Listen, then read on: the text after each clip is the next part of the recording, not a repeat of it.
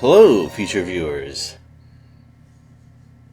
We've got an indoor battle to deal with this time. And, well, we're gonna have some things to deal with that are a little tougher than usual.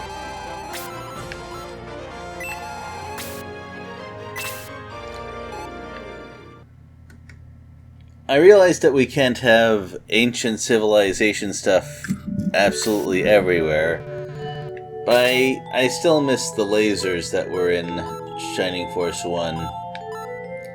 Oh well. So I have to admit I made a little bit of a mistake.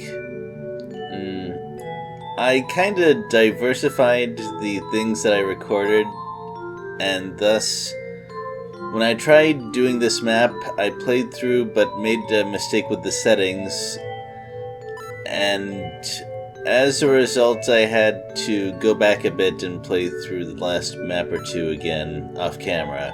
So my levels might be a little different than before. I may have taken advantage of the ability to play as boring as I wanted and fed a bit more experience to my more stubborn characters. Anyway, the situation. We've got a lot of empty space around here, and a few enemies to the sides. We want to get rid of those. The wyverns are going to fly in from the start like before, but these guys are not. So we'll have to go branch off the party and take care of the side monsters first. We have Fravel, who is clearly a frontline fighter character, and Bazoo, the spellcaster with Bolt 2 this time. That's going to be a little difficult to work around. Also, being a frontline brawler, Fravel naturally has lower health and defense than the mage Bazoo. I don't know. I don't make these things. I'm not a game designer. Maybe there's some reason that I didn't know about. Anyway.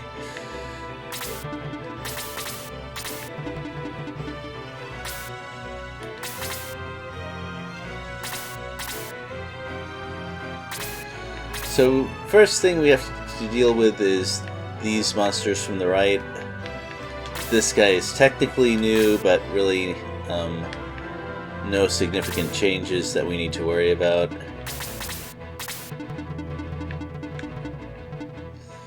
Not even any breath weapons that we have to deal with right away, so I can place Nick in a little bit of danger.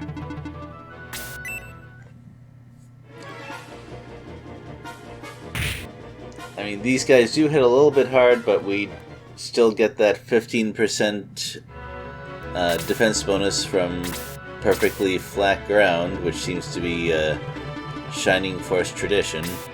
It seems to reserve the 0% for really awkward places where you can't really keep your footing. Other games that I've played would give you a defense penalty instead. And that would help differentiate the flying units who would not suffer from that sort of thing. But that's not what we got. And that's okay.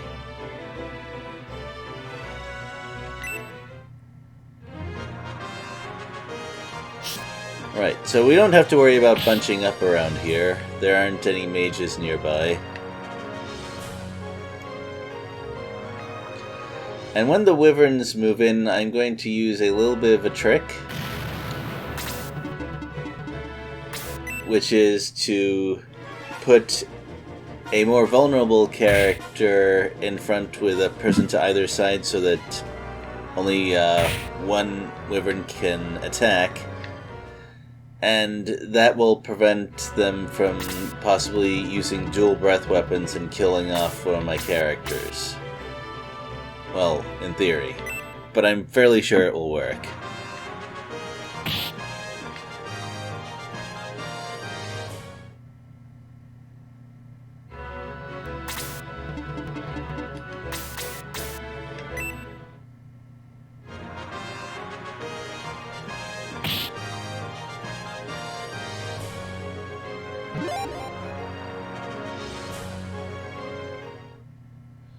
Alright. I don't have much to say about level gains anymore.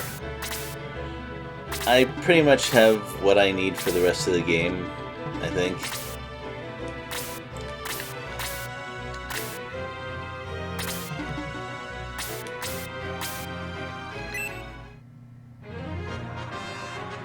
So it took a little bit of work, but I've gotten Shade's attack power up to where it should be. And he is still... I know I said I wouldn't talk about it anymore, but he's still growing very well. In fact, his early promotion levels and late promotion levels seem to be reversed. I don't know.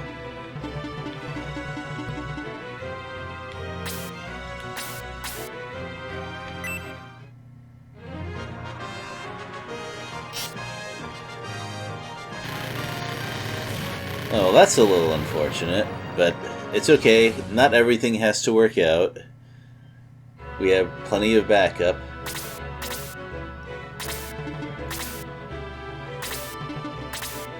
So the Wyverns are moving in a little bit slower than last map, which actually disappoints me a bit. I think it would be more interesting if the Wyverns and the Chimeras started flying in immediately, so you had to defeat the first few enemies quickly. Oh well.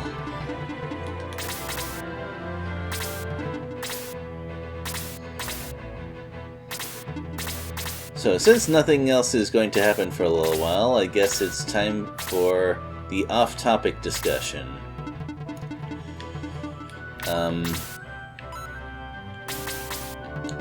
But first I need to check my attack power and compare it to their defense.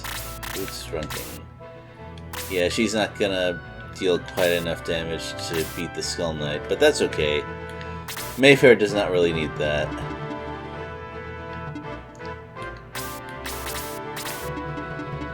Wendy does, and fortunately she has the tools for it.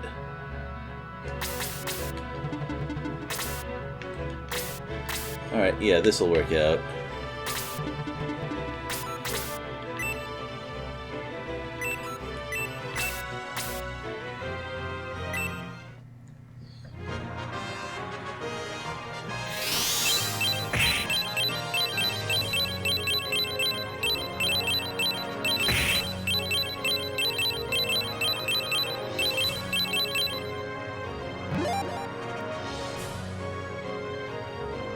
Oh wow, a big defense growth for her. Okay. That's a nice growth to have on a mage. Can't really complain about that. Oh, dealing 14 damage is actually not impossible for her. Blaze 3 ought to do it. And she definitely wants level 12. I think I'll be able to get that for her on this map. And stats have nothing to do with it, by the way.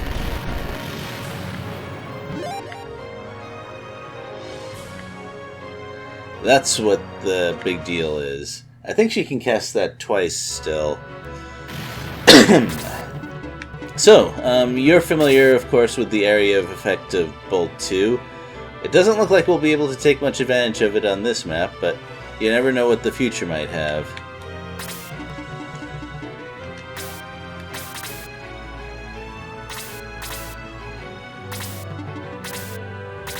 So, I think now is an okay time for me to start splitting things up. Claude's utility is not at its peak here, but that's okay. The last map more than made up for it.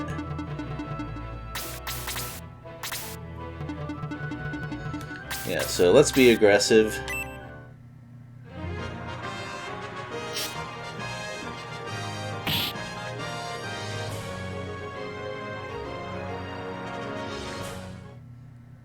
Because enemies are kinda spread out and don't back up each other up very well, making the first move is often a good idea.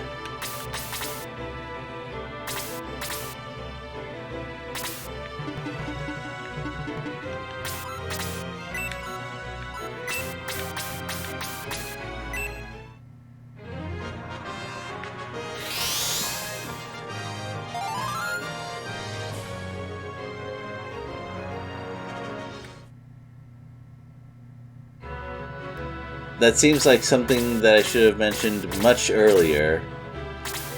Oh well.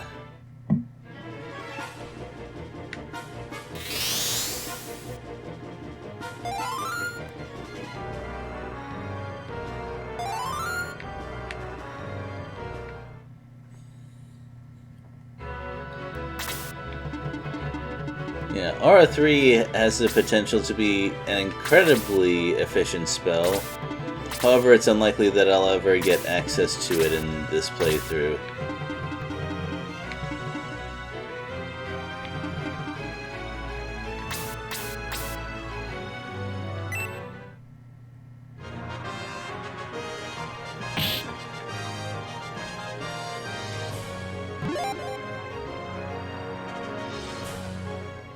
Oh well.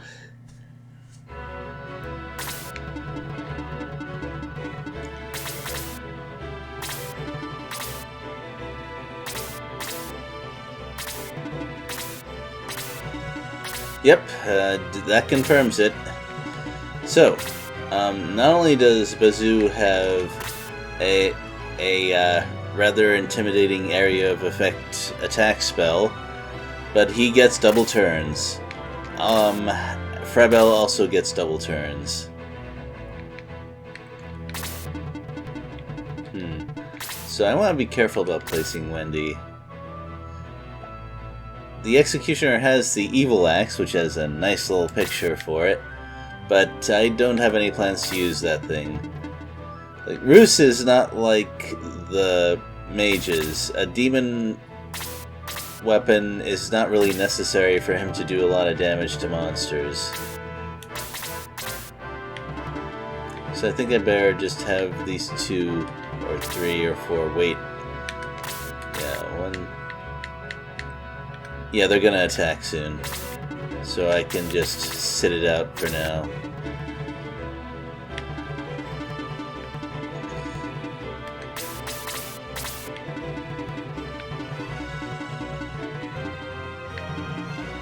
Let's see, how far do you move? 6, probably?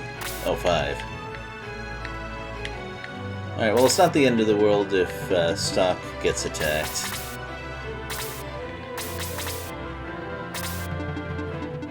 Hey, can I call it or what? Okay, it's also not the end of the world if Shade gets attacked, but that extra 3 defense seems to have helped out a bit.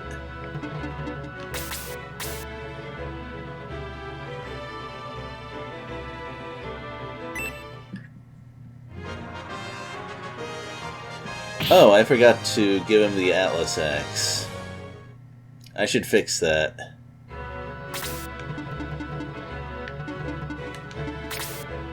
It's not a huge increase in attack power, but it's still something. Fortunately, the person who has it this time is right there.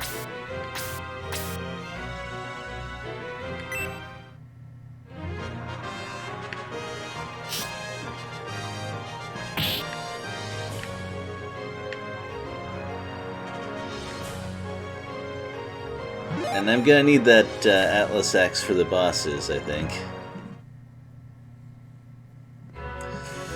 Okay, back to off-topic stuff. I'm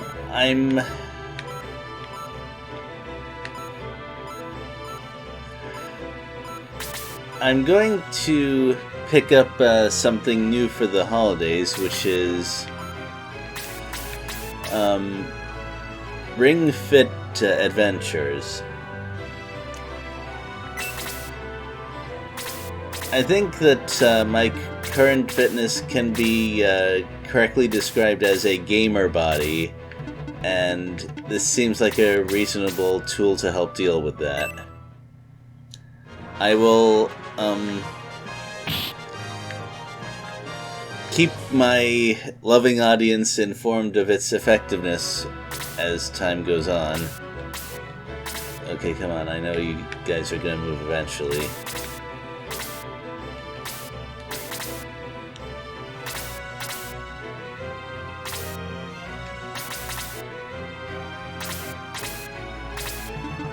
There we go.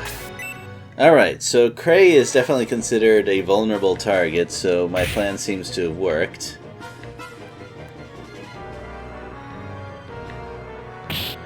Wow. So counterattacks deal about half damage.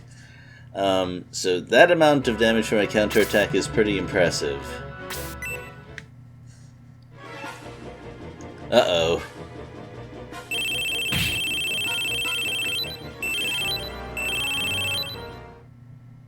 So it's nice that they have custom animations for all the breath attacks now. I remember in Shining Force 1 they reused the animation for the freeze spells for Ice Breath. So let's see if these guys... I know that they resisted Blaze before. Let's see what happens if you cast Freeze on them.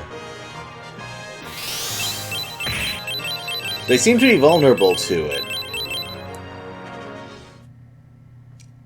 Okay, fine. As I said before, I don't design things.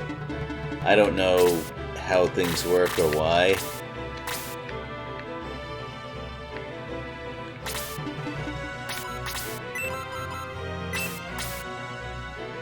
I actually want to be very stingy with Mayfair's MP here. Because I have the feeling I'm going to need her Aura 2. Although, I do have the White Ring as well. So I have 2 sources of Aura 2 if I need them.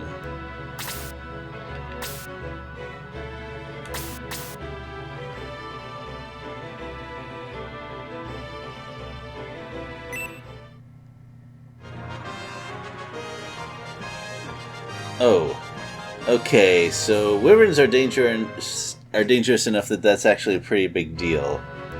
I still have plenty of backup, but I gotta be careful about it. Now, I think I can... You know what, I'm gonna save Isha's MP to try and desoul one of the chimeras. It's kind of a long shot, but I don't see any places where monsters group up a lot, so Bolt 2 is not really looking so great.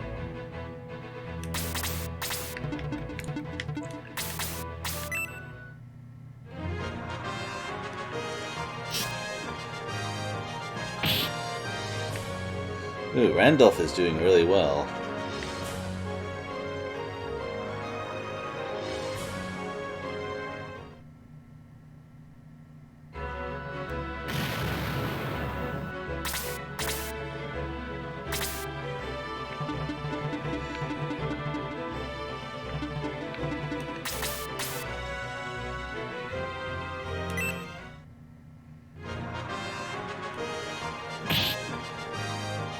Yeah, Nick is a little over-leveled, but apparently wyverns give good experience, so it doesn't really matter.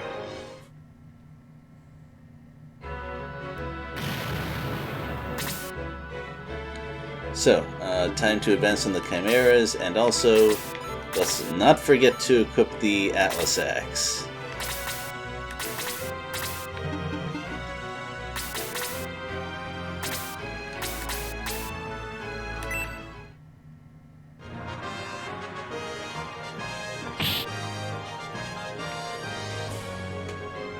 Well, it turns out that wyverns are a little bit glass cannon-ish. That's fine. I have no objection to that sort of monster design.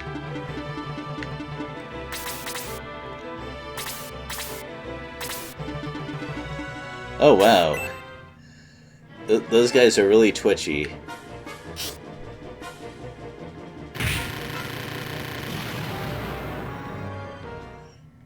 Well, let's hope Kray's turn comes up soon, because that guy needs himself some healing. And well, that was very kind of them. I appreciate that.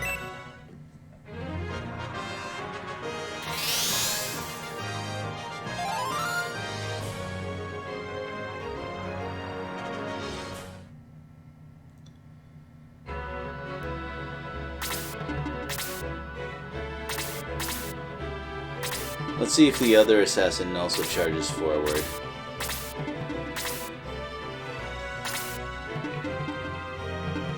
I'm not gonna move Wendy forward, though. That seems a little unwise.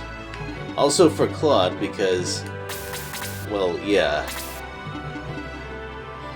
might not survive another hit.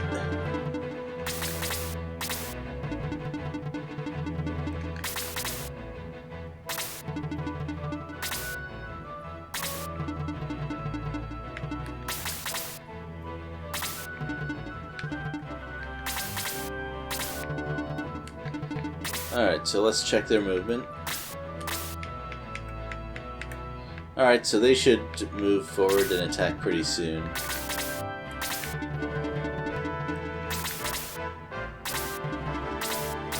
At least if those assassins are any indication.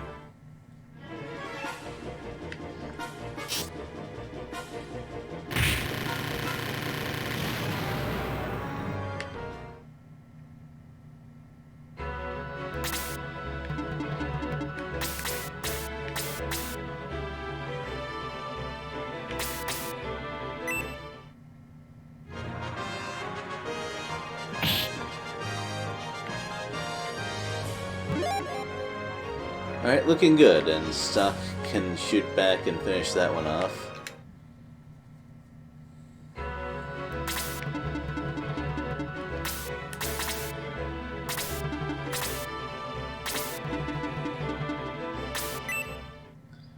Alright, so we've lured both sides of it.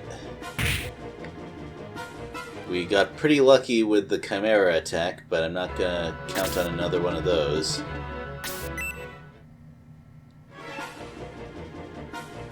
Yeah, that's a lot more the sort of thing that I would expect.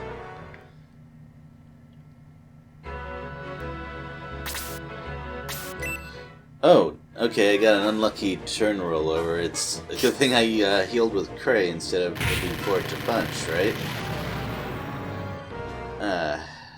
Yeah, that could have been a double attack, which would be even worse.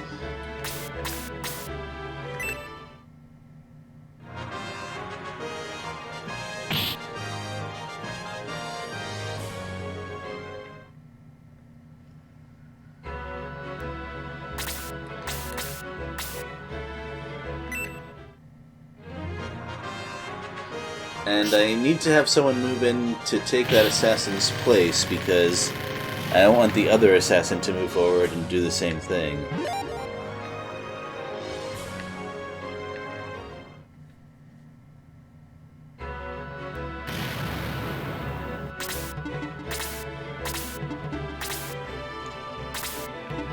And just looking at that double turn scares me a little.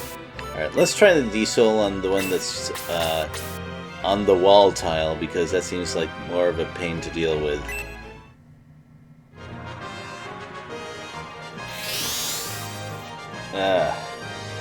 Forget it. No wonder no one uses that spell. I remember having some luck with it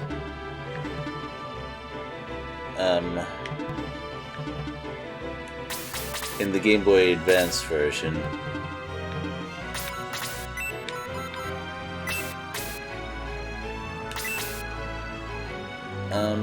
Okay, that'll leave me enough for 3 Aura ones, which should be fine.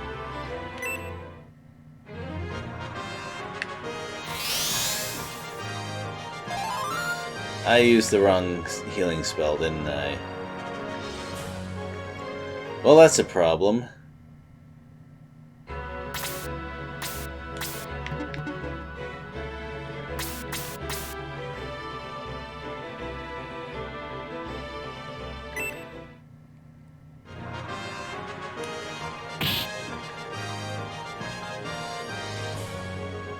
That is a problem for sure. I'd better win that damage race.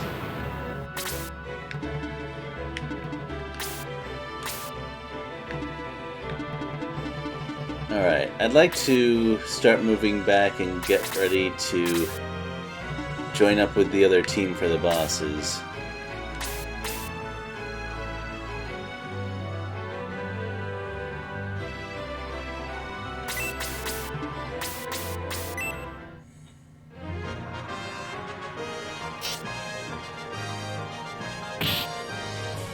Oh, okay. That's pretty optimal for experience.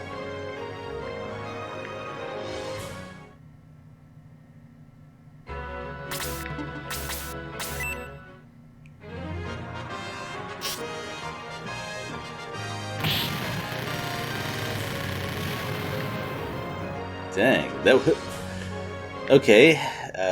Shade's attack power has grown nicely. I guess I should explain why I thought the ring fit might be a good idea.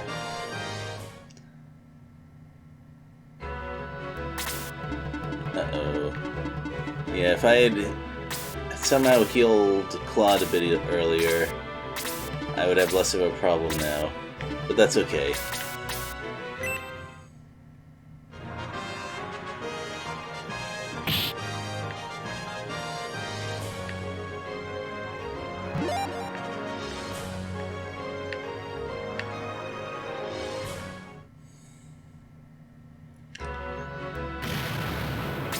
Well, there's actually a fair amount of videos about it, including live streams of people playing it, and it looked pretty engaging, and this is fairly rare. Everyone seems to agree about it providing decent benefits and stuff. Well, that bus seems to be approaching, slowly, but still. So I better gather up pretty quick.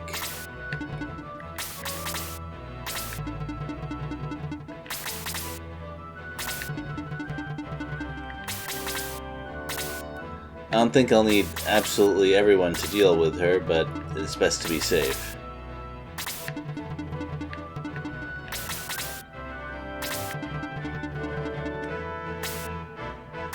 And I want to avoid the stairs. Yeah, you see, this is one of those awkward tiles. Ideally, I want Farbel to stay on one of those. So I'm gonna place myself appropriately.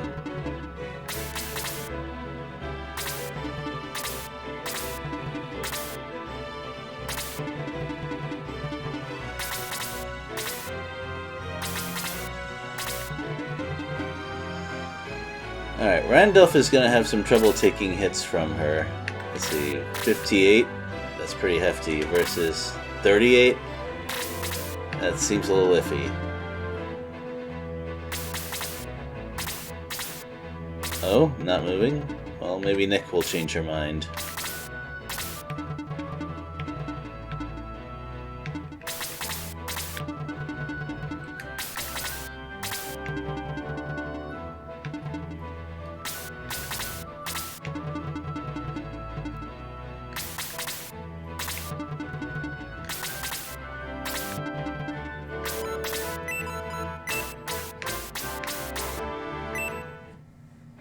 I think this is going to take more than one of those.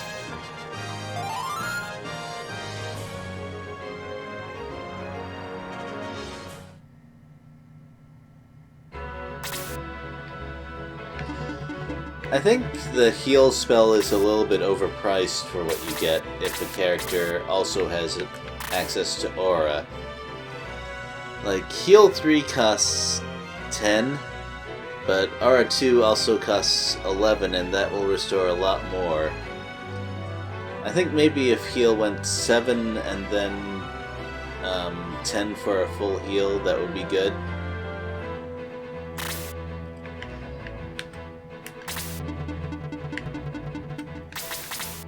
But hey, it's a single-player game, you don't need game balance. Alright, so that's as far as she goes. She didn't fall for my clever trap. Alright. Well, let's get going then.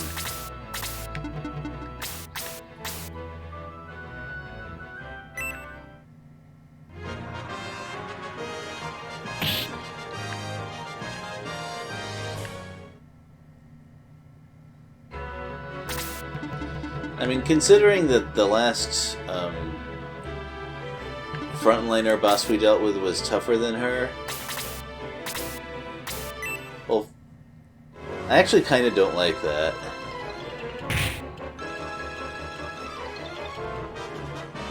Oh, okay. 2 hits and one of them was a crit. That's a boss attack, I guess.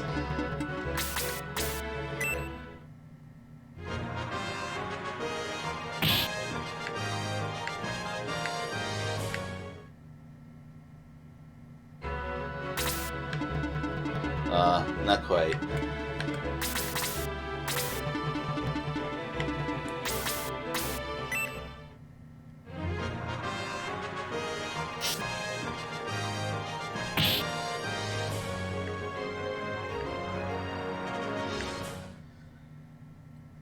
Yeah, I don't know why her durability is so not great. But I'll take advantage of it, that's for sure.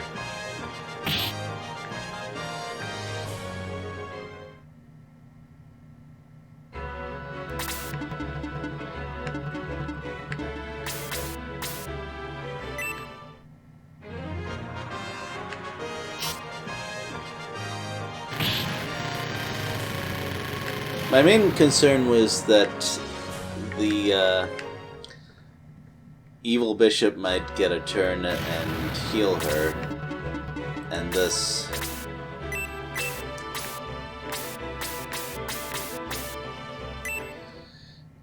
give Frabel a chance to attack Nick before Cray has a chance to heal. But that didn't happen. Now that last 9 MP are going to be useful.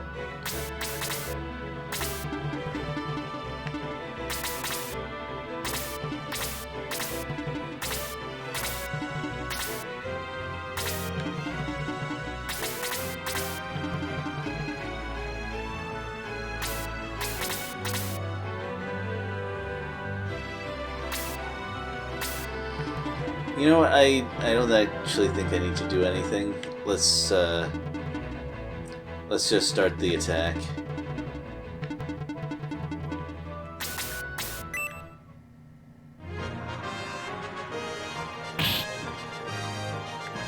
I think this is the second time Bazoo brought a healer along with him. That's a good move. That's pretty smart.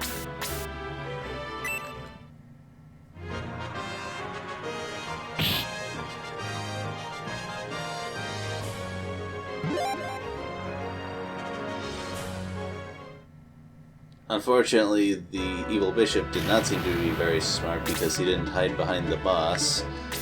But they rarely seem to do that in this game, so I'm not going to be too harsh.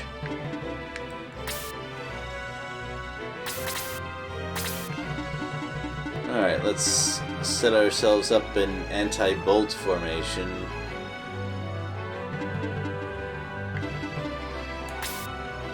So that next turn we will begin the attack.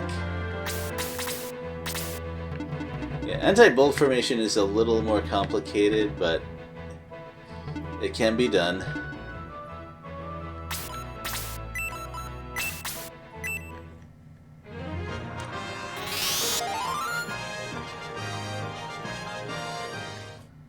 And it's very important to not group up because he can cast Bolt to twice thanks to that double turn.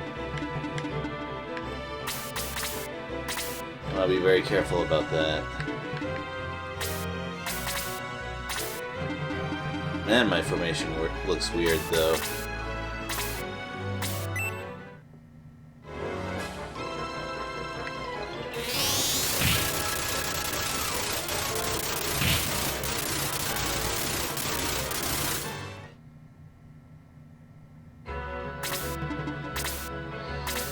He doesn't seem to like casting Bolt 2 twice in succession, but I don't want to count on that too much.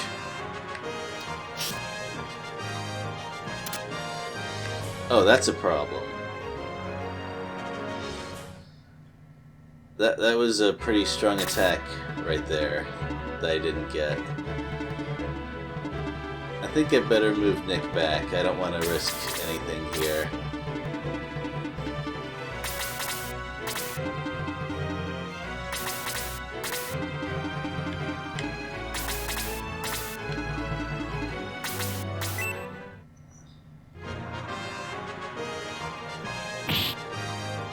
And I think Apis should use that power ring.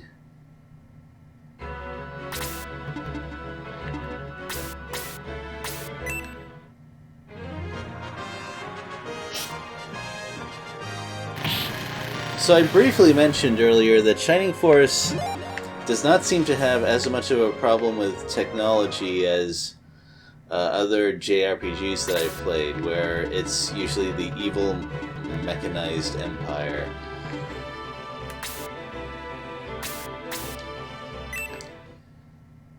And you can tell that from, well, you usually get a robot on your side, and you tend to start using... your archers tend to start using what are effectively guns later on.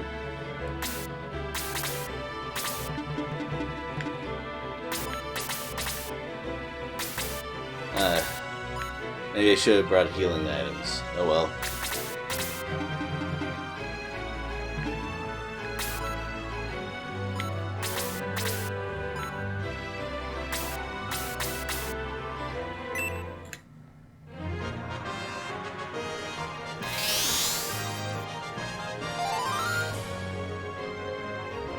Yeah, that's pretty nice. And no damage, hooray. Of course, that's not what can be said for this.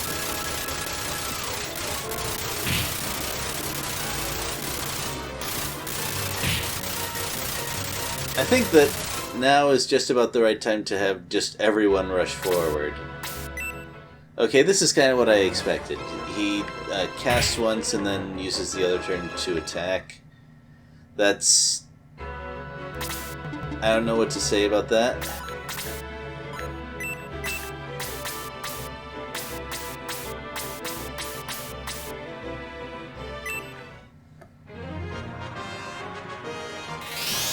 I guess it does prevent him from running out of magic points really fast. I can imagine someone exploiting it by sending a high health character in to start tanking it, and but then you could just give Bazoo MP, which is not unheard of for a late game boss. So that's another thing I don't quite understand.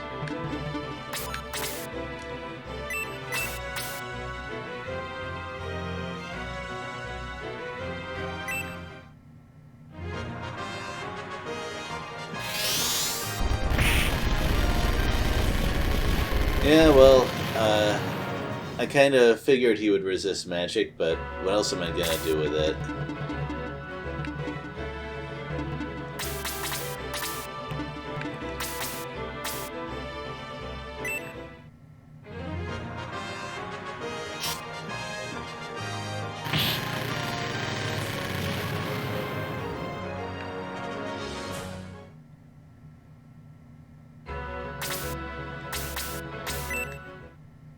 Right, don't block that twice now. Don't do this to me. Okay, there we go.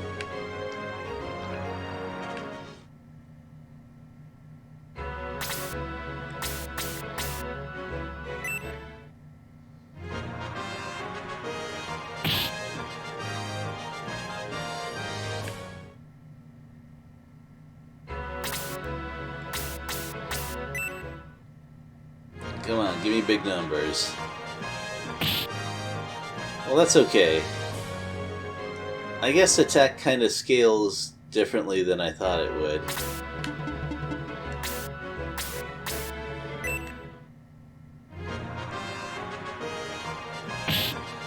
And speaking of very high attack power, wow.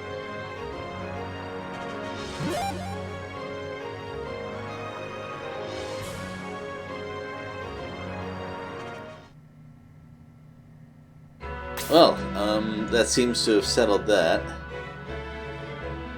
I wonder if he's more inclined to double cast it under super difficulty, or maybe there's some sort of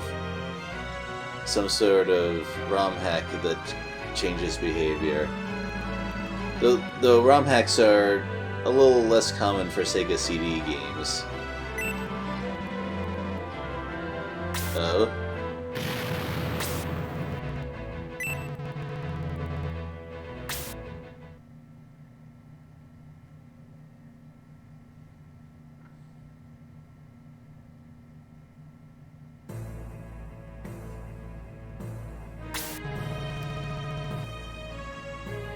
Okay. I mean, the monster is kind of in front of them, though.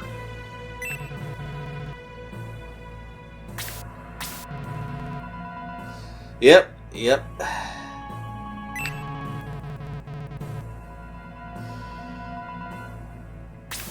Well, monster hoax exposed.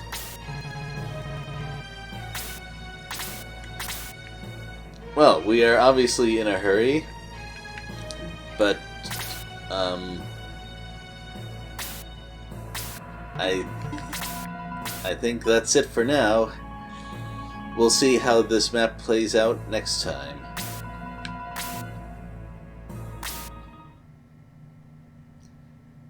Since the power ring didn't break, I don't have to egress back or do anything like that.